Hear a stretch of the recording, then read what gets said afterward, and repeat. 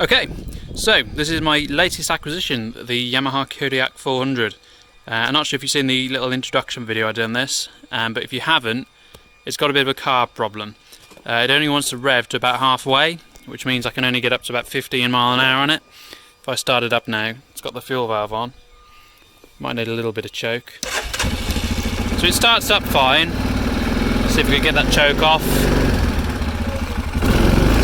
But it gets stuck halfway.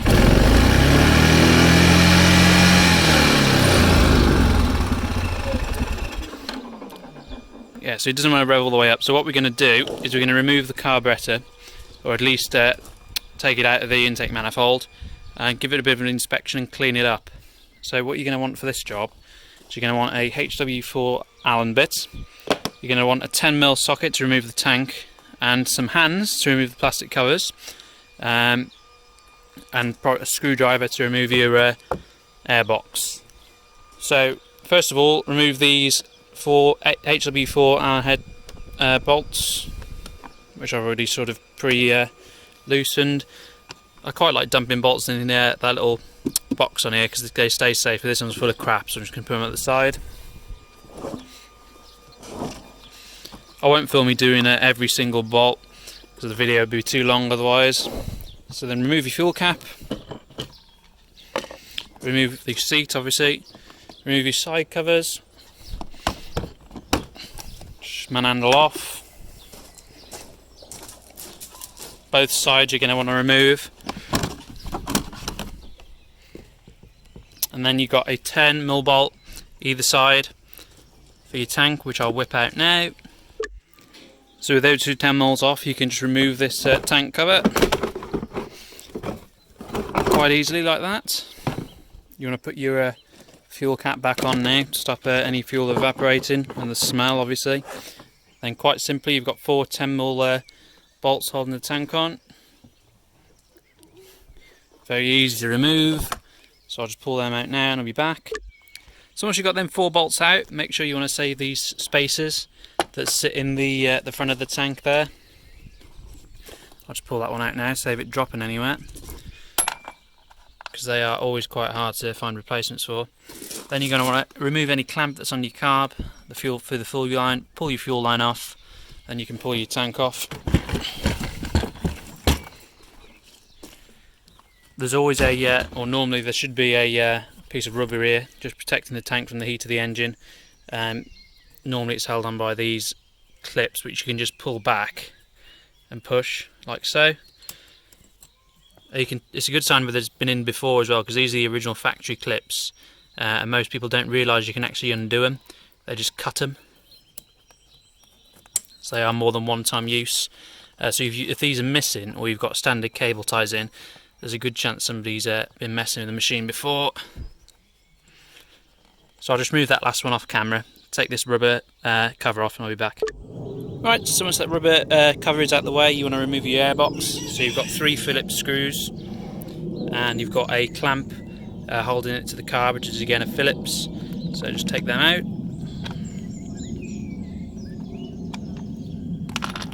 And your airbox should just pull straight out. You want to remove this emissions line as well first. And there's another emissions line, where's it gone, that sits on the air intake. Mine just fell off because somebody hadn't tightened the clamp in the past. So pull that out. And then you're at the carb then now. Looks like this has had a replacement starter in the past. Carb looks okay. Is it a McKinney? Yeah, it's a proper McKinney made in Japan. So it's the original carb to this bike, which is a good sign. So just a quick look around the carb. You've got your fuel inlet here. That's your idle adjustment. That's your emissions vapos. Then on the other side, behind there is your throttle. 3 Phillips holding it on. Somebody's been there in the past because it's bent up. Obviously that's your intake manifold. They often split, which can let a lot of air in. So if you've got an issue with them idling high, it's often the actual intake boot rather than the carb itself. Let's have a look inside. Some unusual bit of scoring in there. That's a little bit odd. So what I'm going to do now is just remove the clamp and take the actual carb off. Okay, so once you've got the carb off the intake boot. The intake boot is actually not a Phillips, it's a HW3 Allen head. There goes the local nut job. So I tend to try and avoid taking it off the actual quad, so I just flip her over, because all your jets are inside here.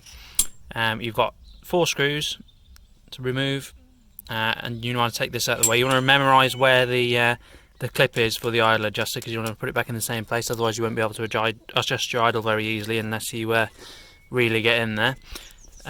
These screws are often very, very tight.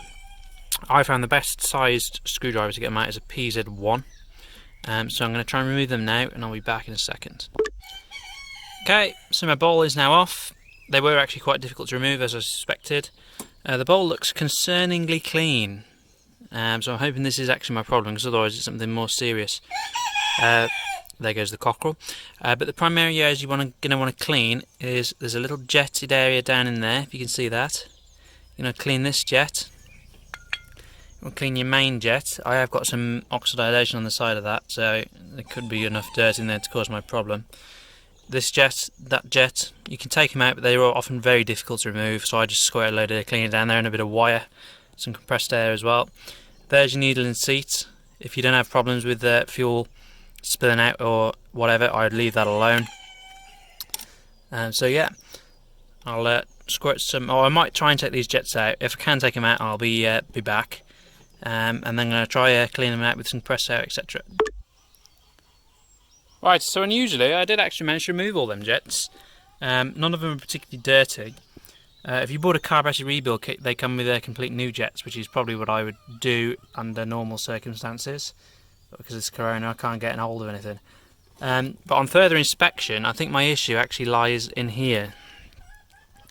Don't know whether you can see, but the little hole for fuel supply down there looks pretty blocked up. You see that? You can see the hole, it's just there. Because I've got no carburetor to clean it and I can't go out to get any, I'm going to shove as much thin wire down there as possible to try and clean it out, and I might even get the jet wash on it. So yeah, I'll be back when I've done that and it's all back together and we can see how it's worked. Okay, so the bike's all back together now, and it has made a marginal difference, but not a huge difference. It is revving up enough now, if I turn her on.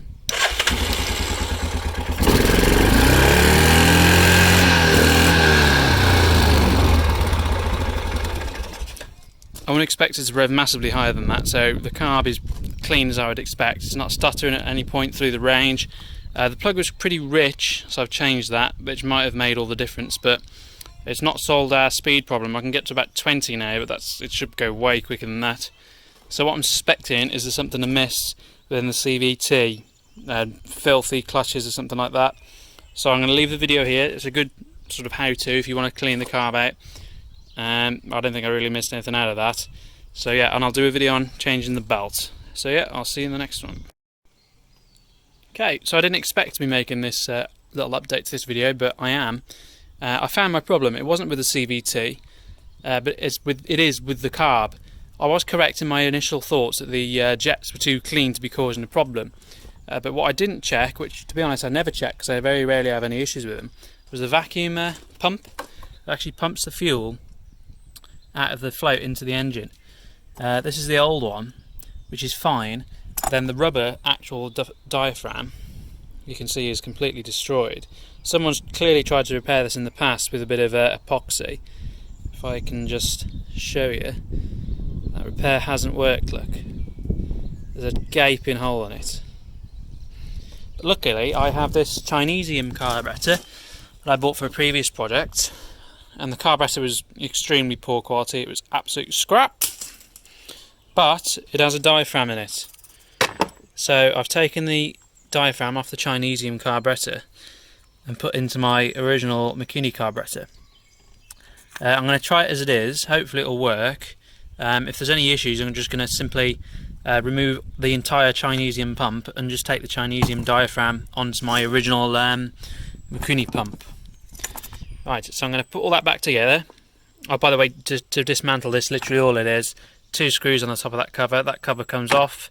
There's this spring, then the whole assembly just pulls out, like so. You've got to be careful not to lose the little components inside there.